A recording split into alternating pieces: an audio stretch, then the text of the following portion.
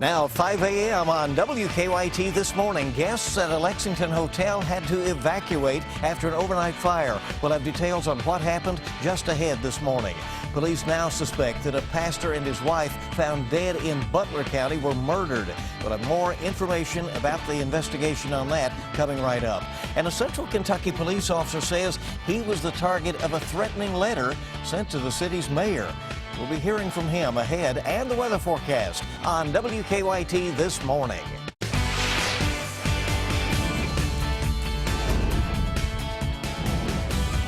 This is WKYT This Morning. Good morning. Welcome into you. I'm Rebecca Smith. I'm Bill Bryant. So good to have you on WKYT this morning on your Thursday. So it's the second day of school for many, first day for some, and it's that time of year. So interesting out there. And let's get a check of seeing how this second day for some of the students in Fayette County will be with Micah. Yeah, and you know, still some students going back today. Some students are going back next week. I mean, you still have multiple days of first days left for you parents outside and teachers. Defender Radar Network, there's the look. It looks pretty good this morning. Temperatures at 77 degrees here in Lexington and in Frankfort, the capital city. That's not fun. That's pretty nasty outside early this morning. 75 as you roll down the I-64 corridor. A few storms by the afternoon, just like the past couple of days. It's just scattered out and about. 89 degrees. If you do not see rain today, it is going to be warm and humid. I guarantee it. That's 100%. Now, what's not 100% are the rain chances, but we do have some pretty heavy rain coming this weekend. I'll show you when that arrives and how much rain we're expecting coming up. All right, here's the latest from WKYT. New this morning, guests to Lexington were evacuated after a fire broke out at their hotel. That fire started about 11 o'clock in the kitchen of the Ramada Hotel on North Broadway. That hotel is now closed this morning. WKYT's Caitlin Setner is live there with more details on the fire. Caitlin, good morning. Good morning, Bill. Not a lot going on out here, and that's because the Ramada on South Broadway is closed this morning after smoke detectors sounded late last night. Certainly some scary moments for those staying in their hotel rooms. Those guests were displaced around 11 o'clock and relocated to other hotels after part of the hotel went up in flames. Firefighters on scene said they thought the fire started in a storage room off the kitchen that was not being used at the time of the fire. Crews were able to knock down the fire from the inside. They say the fire didn't touch the roof. Our first-in engine did an incredible job getting in there, finding it, and getting the hose line in and knocking it down. Luckily, no one was hurt in the fire, and those guests that were displaced were able to go back inside and get some of their personal belongings before being relocated to those other hotels. Live in Lexington, Caitlin Setner, WKYT. All right, a major inconvenience for folks. Thank you very much, Caitlin. Today, friends and family will say their life's goodbyes to a well-known Montgomery County businessman and his daughter. Police say Frank Fortune and his daughter Sherry Lynn Shopowich died Sunday after their truck hit a tractor trailer on Interstate 64 near Mount Sterling. Friends say Fortune was always known for helping out others in the community. They also say his daughter had just moved back to Kentucky to live with him. Their funeral is this morning at 11 o'clock. Police suspect a Butler County pastor and his wife, who were found dead in their home, were murdered. Michelle Chamberlain is at our alert desk with the details on the investigation. Michelle? Bill, police think foul play was involved in the deaths of Kenneth and Dorothy Nafis. They also believe the suspect left the scene injured. But so far, police have not made any arrests. Neighbors say Kenneth was the pastor of a nearby Presbyterian church, but he had been in poor health recently. And they say they can't understand why someone would want to kill the couple. Very sweet, very helpful, there for you anytime, friendly. Dorothy was just very friendly, loved to talk. State police say the bodies have been taken to the state medical examiner's office to determine an exact cause of death. Really sad story, Rebecca. Thanks, Michelle. We have new information about the case against a Clark County grandmother accused of starting a fire at her home. Anita Raleigh faces wanton endangerment and arson charges. During a hearing yesterday, a judge sent the case to a grand jury. Investigators say Raleigh claimed the fire last year at her home on Kidville Road started on a kitchen stove, but they say they later figured out Raleigh started the fire after setting paper on fire during an argument. Investigators say multiple people were inside the home at the time, including her grandchildren. A Laurel County jury has convicted a man accused of killing his girlfriend. Christopher Bird has been charged with murder. Yesterday, prosecutors say the jury found him guilty of reckless homicide and recommended a 1-year sentence. Police say Bird shot and killed Shannon Engel last year during an argument. He'll be formally sentenced August 19th. A Central Kentucky police officer says he was the target of a threatening letter that was sent to the city's mayor. Bergen police officer Casey Rucker says the letter that arrived at the Bergen City Hall Tuesday threatened both him and his family. Officer Rucker says the letter claimed that he would be harmed. He says the letter also asked the mayor to, quote, rein in your new immature cop. Officer Rucker says he is the only active police officer in Bergen while the chief is on medical leave.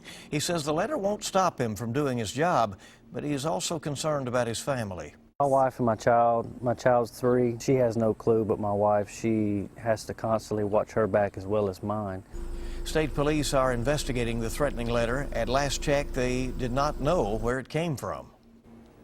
In national news, investigators in Florida have not said how a gun with live ammunition ended up being used during a police demonstration, killing a woman. They say Punta Gorda officer Lee Cole accidentally shot and killed 73-year-old Mary Knowlton Tuesday night. This is during a Citizens Police Academy event. She'd been randomly selected to take part in a role-playing scenario during a demonstration of police tactics for the community. A newspaper reporter was at the event and took pictures up until the moment Knowlton was shot. Knowlton's family says they are in shock. She was an incredible woman, and I just wish I had one more day with her. Well, police say the gun involved in the shooting is a revolver that's been used with blank rounds for the last 2 years at these types of demonstrations. No one has ever been injured before. What a sad, sad situation, and so many questions. Yeah, that's an awful story. Yeah. You know, yeah. Well, countries from Canada to Switzerland bringing some of their flair to Rio de Janeiro. The hospitality houses at the Olympics are melting pots of nations, each with their own customs and food, and Jamie Yukas takes us inside some of those houses. When you think of Rio de Janeiro, you don't likely think of ice rinks or snow globes. You feel that you are in Switzerland. They're amazed and happy, I think. Switzerland brought its culture and food to Brazil, hoping to entice world travelers to visit one day. Its hospitality house welcomes the public to come mingle for free. The Holland House does the same and features a pay-to-enter Heineken Hall. But the country's medal contenders are another big reason behind the hospitality halls. Fans can sit here. You have a great screen here that people can see sport. It breathes sports. Some houses, like the ones for the United States, are for athletes and their families only, so they can come relax before or after competition. Canada has a similar setup, except on I Heart Canada Day, when the press is allowed to check out its house and toys. All right, so we're about to open a door that looks into Toronto. Hello? It's a little slice of Canada right here in Rio, so it's very comfortable. We've got lots of beer and a patio. There's nothing more Canadian than a patio. A total of 30 nations sponsor international houses during the Olympics. All claim to be the best, but it really depends on what you're looking for. Of all countries, Austria is known to throw one of the biggest parties. Jamie Yukas, CBS News, Rio de Janeiro. And the hospitality houses have been an Olympic tradition since at least 1992, when the Dutch set up a temporary house for athletes and invited the public in. They're very popular in Rio since many Brazilians don't have the money to travel and experience other cultures. So a great opportunity for them, and interesting, I'm sure, to exchange different ways around the globe. WKYT This Morning is just getting started. Our time is 5:08. Have you ever thought of throwing a message in a bottle off into the ocean? Coming up, we'll tell you about one message that made it clear to Ireland. And falling oil prices and disappointing sales for Wendy's. Your Money Watch stories are ahead on WKYT This Morning. We have some rain back in the forecast for today and tomorrow. Most stay dry, but you still can't rule out a few thunderstorms. Now, as we go deep into your weekend, that's a totally different story. People will see rain. I'll have that coming up next. Now, your zone-by-zone forecast with meteorologist Micah Harris. It's 77 degrees right now in Lexington. It's a bad feel outside. Feels like a sauna at this moment. It's going to be like that later on this afternoon. You can date back toward the past couple of days. Let me tell you this, it has not felt great.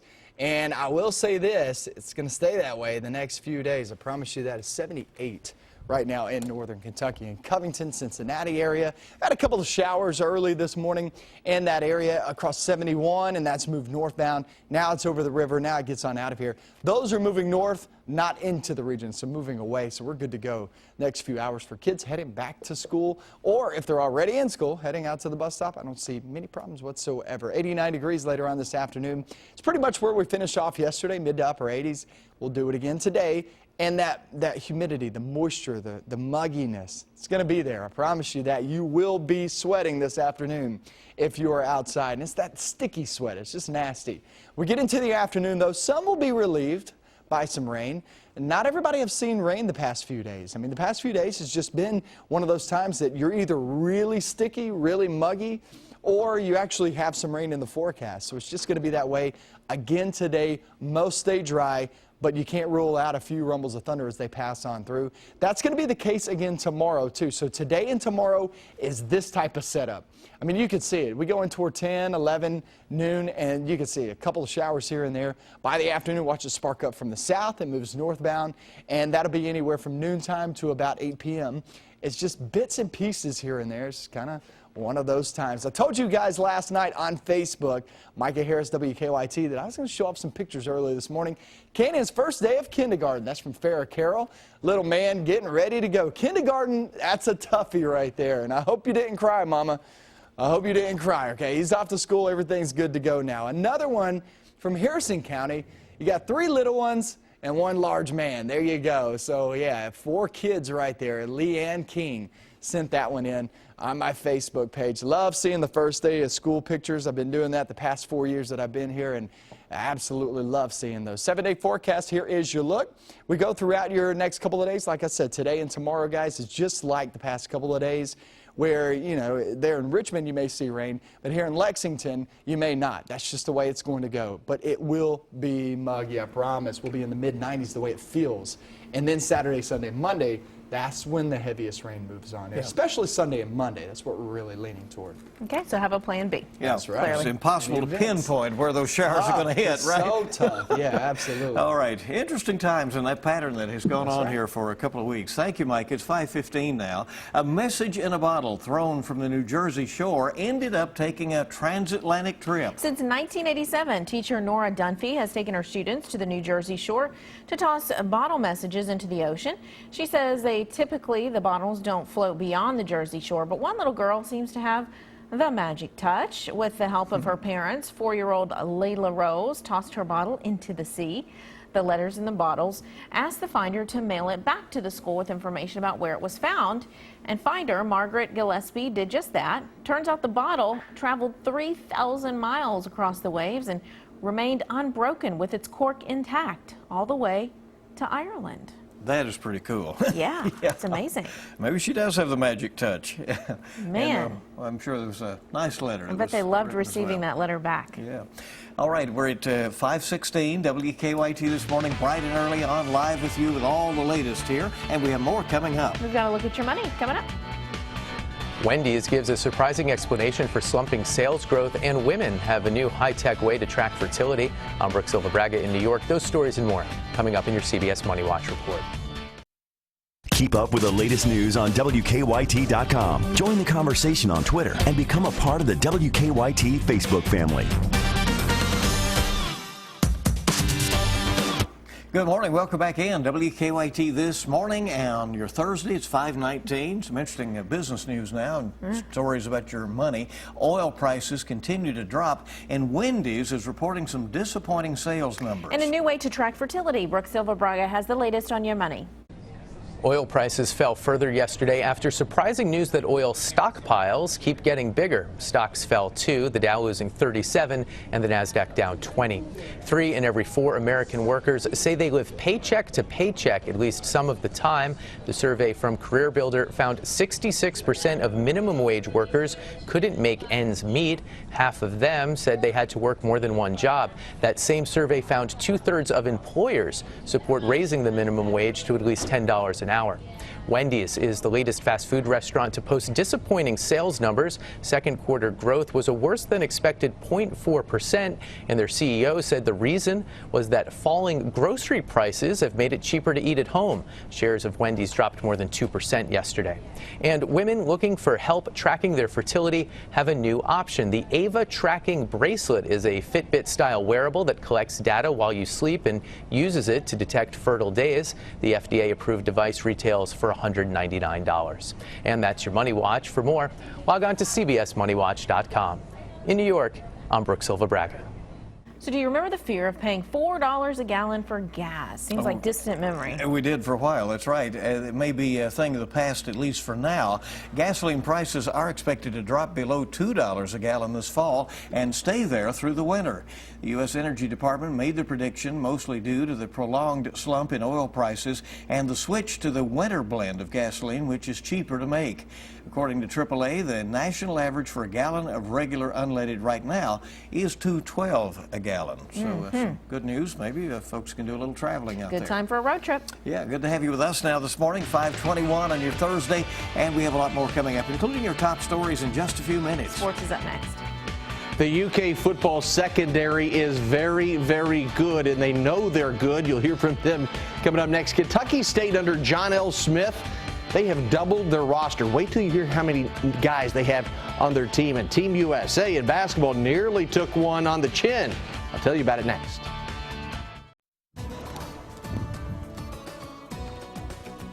It's a pretty nice looking start to the day. It doesn't feel great outside. A couple of showers to the northern zones, and those are moving north, not moving into the region, so this is not going to affect us. I'm meteorologist Micah Harris getting you updated on your day. We're at 77 degrees. That's not a typo. We're near 80 degrees in some locations early this morning. 74 now in Jackson. It is definitely muggy outside, very humid, and it's mostly dry this morning. I don't see any problems as the kids are heading off to the bus and you heading off to work. Now, small chance there by noontime, but a few storms pop up once again later on this afternoon. Some of us stay dry, and if so, we're going to be in the upper 80s, and with the moisture in there, it's going to feel like the mid-90s. So we're going to be feeling very muggy once again later on today. I'm meteorologist Micah Harris with your weather. Let's check out sports, see what's going on.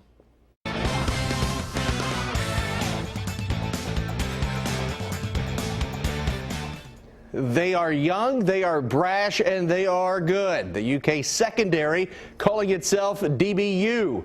The Cats' defensive backs and the rest of the team putting on the pads twice yesterday, their first two-a-days this fall. Defensively, DBU was a bright spot last season and is being called upon to help carry the defense this year. It also helps when your head coach is a former defensive back. It adds more pressure because he's like a DB guru. Like, you make one false step this way, that's not how it goes, correct this now. But it's fun having Coach Stoops with us all the time. But is that all part of being DBU? Yeah, that's part of being DBU. You got to, one false step as a DB, you lose your route, you get beat. That could be the game.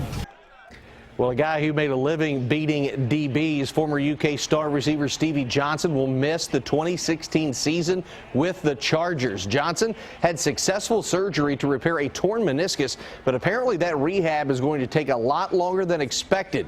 In his first year with San Diego last season, Johnson had 45 catches for 497 yards and 3 touchdowns. At Kentucky State yesterday, it was media day for the Thoroughbreds and new head coach John L. Smith. K-State has not had a winning record since 2011. John L. has certainly made an impact on the university, and he has doubled the roster looking for players.